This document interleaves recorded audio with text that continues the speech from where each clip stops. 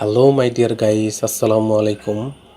Usman Sahal medical services YouTube চ্যানেলের পক্ষ থেকে আপনাদেরকে জানাই স্বাগতম।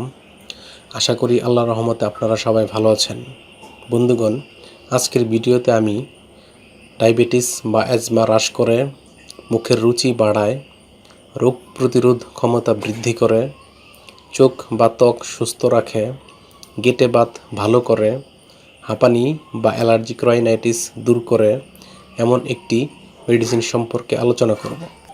এবং এই মেডিসিনটি অধিকাংশ ডাক্তারগণ তাদের পরামর্শপত্রে বা প্রেসক্রিপশনে লিখে থাকেন এবং এই ওষুধটিতে vitamin A, vitamin K, vitamin বি1, বি2, বি3, বি6, বি12 এবং মিনারেল হিসেবে zinc, magnesium, calcium, iron, manganese, selenium এবং অ্যান্টিঅক্সিডেন্টস ও রঞ্জক পদার্থ রয়েছে।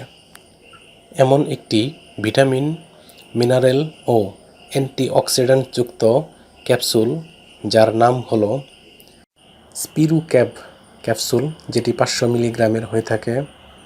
এটির গ্রুপ বা জেনেরিক নাম হলো স্পিরুলিনা। এটির উৎপাদনকারী প্রতিষ্ঠানের নাম হচ্ছে ড্রাগ ইন্টারন্যাশনাল লিমিটেড। স্পিরুক্যাব ক্যাপসুল যেটি 500 মিলিগ্রামের, সেটির প্রতি পিস ক্যাপসুলের দাম 6 টাকা মাত্র। এই ক্যাপসুলটি খাওয়ার নিয়ম, এটি খাওয়ার নিয়ম হচ্ছে প্রতিদিন 2টি থেকে 4টি করে ক্যাপসুল সেবন করতে পারবেন, অথবা সেবনের পূর্বে অবশ্যই রেজিস্টার্ড চিকিৎসকের পরামর্শ অনুযায়ী সেবন করবেন। এই ওষুধটি সেবনের পর সামান্য কিছু সাইড এফেক্টস বা পার্শ্ব প্রতিক্রিয়া দেখা দিতে পারে, যেমন ডায়রিয়া, বমি হওয়া বা বমি বমি ভাব হওয়া, অ্যালার্জিক রিয়াকশন ইত্যাদি দেখা দিতে পারে। গর্ভাবস্থায় বা স্তন্যদানকালীন সময়ে এই ওষুধটি সেবনের পূর্বে অবশ্যই রেজিস্টার্ড চিকিৎসকের পরামর্শ নিতে হবে, কেননা রেজিস্টার্ড চিকিৎসকের পরামর্শ ব্যতীত কোনো ওষুধই সেবন করা উচিত নয়।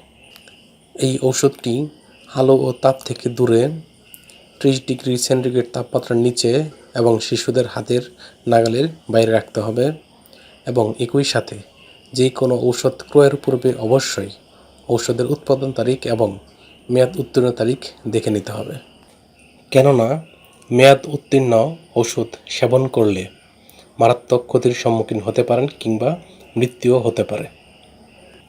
আশা করি বুঝতে পেরেছেন সবাই। ধন্যবাদ।